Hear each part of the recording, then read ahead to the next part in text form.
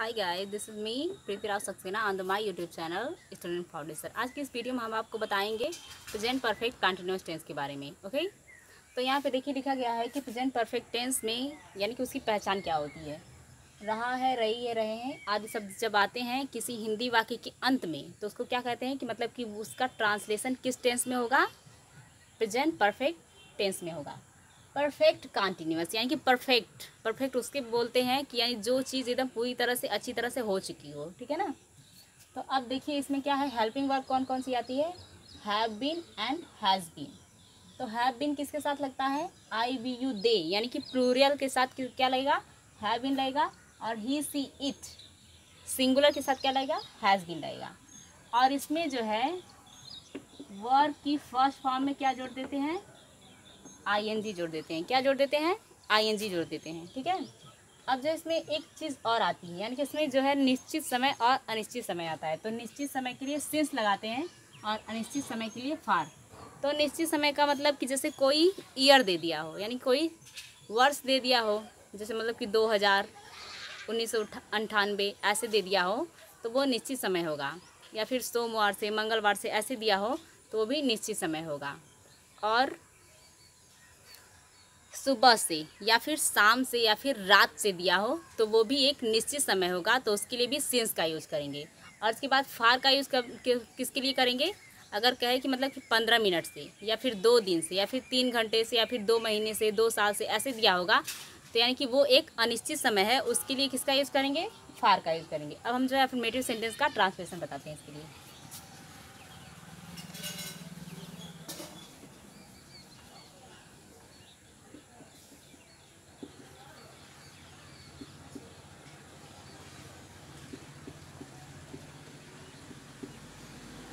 तो पहला एग्जाम्पल लिखते हैं,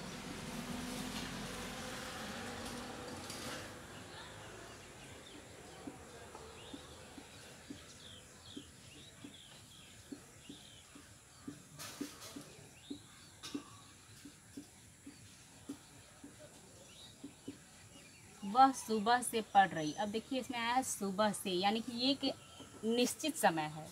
तो क्या हो जाएगा, सी, सी आ गया। और सी के साथ क्या लगता है, हैज बीन लगता है। सी हैज बीन। अब पढ़ना का क्या हो जाएगा, रीड। उसमें जोड़ क्या देंगे, आई एन जी, हो गया रीडिंग। यानी सी हैज बीन रीडिंग, कब से, सुबह से। तो उसके पहले क्या लगा देंगे, सिंस मॉर्निंग। ओके, यानी कि she has been reading since morning, वह सुबह से पढ़ रही है। अब देखिए फार्मूला क्या बनता है। अब इसमें तो ऑब्जेक्ट नहीं है, ठीक है ना, ओनली वर्ब है। तो यहाँ फार्मूला क्या बनेगा, सब्जेक्ट प्लस हैज़ या फिर हैव, उसके साथ क्या जुड़ता है, बीन जुड़ता है।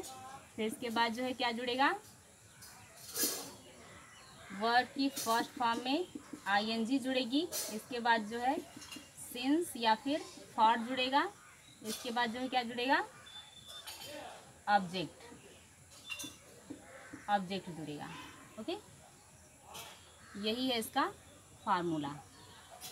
इतना लंबा फार्मूला है, subject plus has have plus been plus verb की फर्स्ट फॉर्म, उसमें प्लस आईएनजी प्लस सिंस या फॉर प्लस ऑब्जेक्ट। अब जो है हम दूसरा ट्रांसलेशन बताते हैं आपको, इसको इरेज कर देंगे इसके बाद।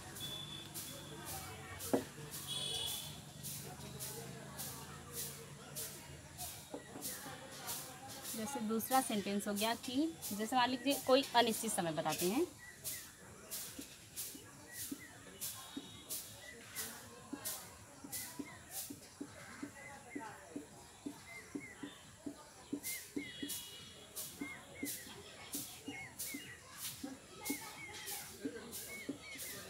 तुम 2 घंटे से खेल रहे हो, 2 घंटे से यानी पता नहीं कौन से 2 घंटे से, सुबह के 2 घंटे या शाम के 2 घंटे, कुछ पता ही नहीं है। तो ये अनिश्चित समय है। तो क्या हो जाएगा इसका ट्रांसलेशन, यू के साथ क्या लगेगा, have. You have been playing for 2 hours. You have been playing for 2 hours, यानी कि तुम 2 घंटे से खेल रहे हो। ये हो गया अफर्मेटिव सेंटेंस। अब बताते हैं नेगेटिव सेंटेंस।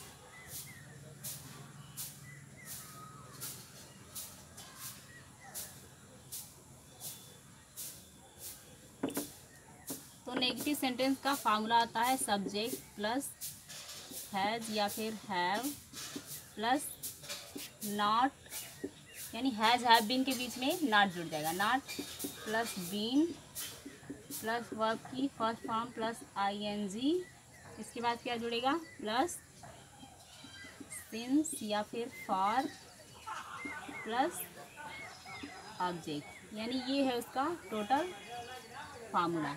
अब जो है नेगेटिव सेंटेंस का जो है ये फार्मूला है, ये किसका फार्मूला है, नेगेटिव सेंटेंस का।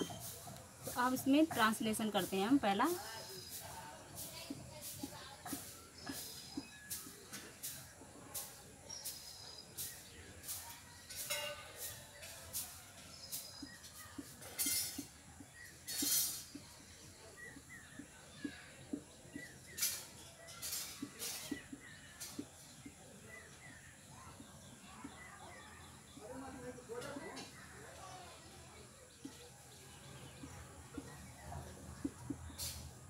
देखिए लिखा है इसमें कि सीता सोमवार से स्कूल नहीं जा रही है, तो ये जो सोमवार आया है ये भी निश्चित समय है, तो क्या हो जाएगा सीता हैज नॉट, फार्मूले को देखिएगा, हैज नॉट बीन जाना गोइंग टू स्कूल, यानी कहाँ नहीं जा रही है, स्कूल नहीं जा रही है। और कब से नहीं जा रही है, सोमवार से, यानी कि सिंस मंडे। ये हो गया नेगेटिव सेंटेंस, यानी कि Sita has not been going to school since Monday. Okay, अब दूसरा एक ट्रांसलेशन बता देते हैं फॉर से जुड़ा हुआ।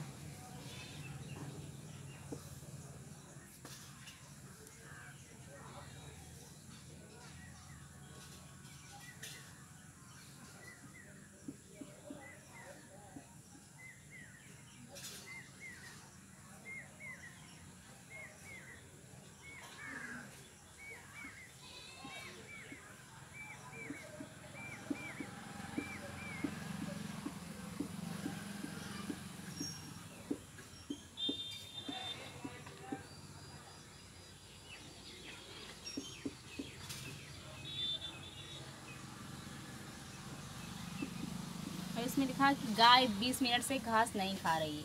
अब ये 20 मिनट भी जो क्या है अनिश्चित समय है, तो क्या करेंगे इसका translation, the cow has not, ये भी सिंगुलर है, has not been eating grass, the cow has not been eating grass, और कब से नहीं खा रही है 20 मिनट से, तो क्या लग जाएगा उसके पहले फॉर लग जाएगा, फॉर 20 मिनट्स। ओके, यानी कि the cow has not been eating grass for 20 minutes. अब ये हो गया नेगेटिव सेंटेंस। अब हम बताते हैं इंट्रोगेटिव सेंटेंस के बारे में।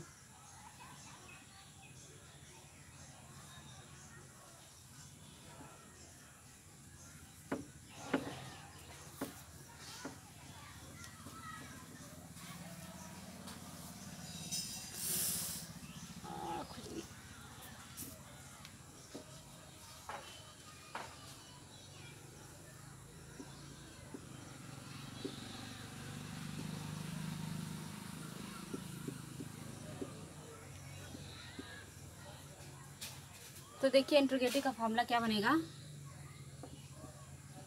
Has have plus subject. अब हैज़ और हैव बीन के बीच में जो है सब्जेक्ट रख दिया जाएगा, प्लस बीन प्लस वर्ब की first form plus ING plus since for plus object. अब यहाँ देखिए मतलब कि वर्ब की फर्स्ट फॉर्म के बाद भी एक ऑब्जेक्ट आता है, ठीक है ना, उसके बाद सिंस लगता है, उसके बाद भी एक ऑब्जेक्ट आता है, तो फर्स्ट ऑब्जेक्ट हो जाता है और सेकंड ऑब्जेक्ट भी हो जाता है। ओके, तो हमने उसको नहीं रखा है, मतलब कि आप ट्रांसलेशन करते वक्त खुद ही समझ जाएंगे। तो अब देखिए पहला इसमें इंट्रोगेटिव का बताते हैं।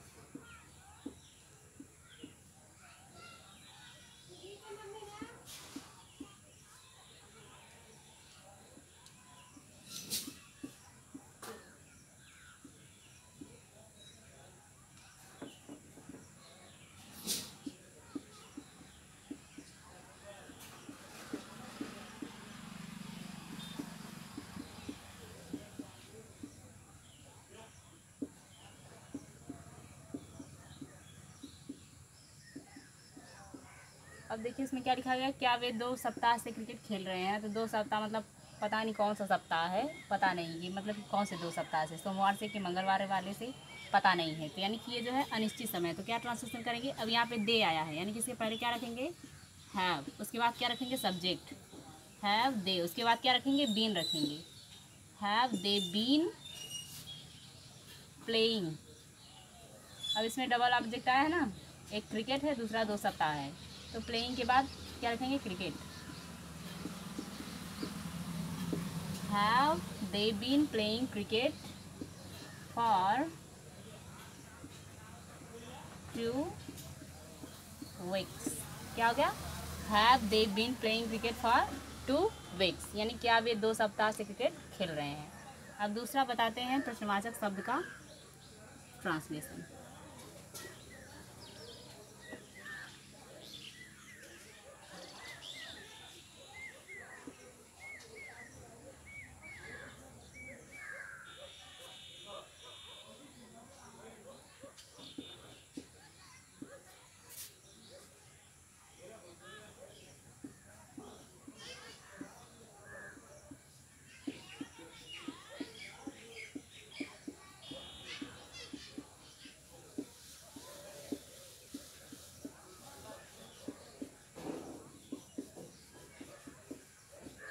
अब देखिए इसमें क्या लिखा है कि तुम 2-3 दिन से घर पर क्या कर रहे हो। तो क्या हो जाएगा, क्या आया है, प्रश्नवाचक शब्द है, ठीक है ना। तो उसका ट्रांसलेशन करेंगे, व्हाट तुम, यानी कि have, what have you been doing at home. What have you been doing at home, यानी कि तुम घर पर क्या कर रहे हो, और कब से, 3 दिन से, यानी for 3 days।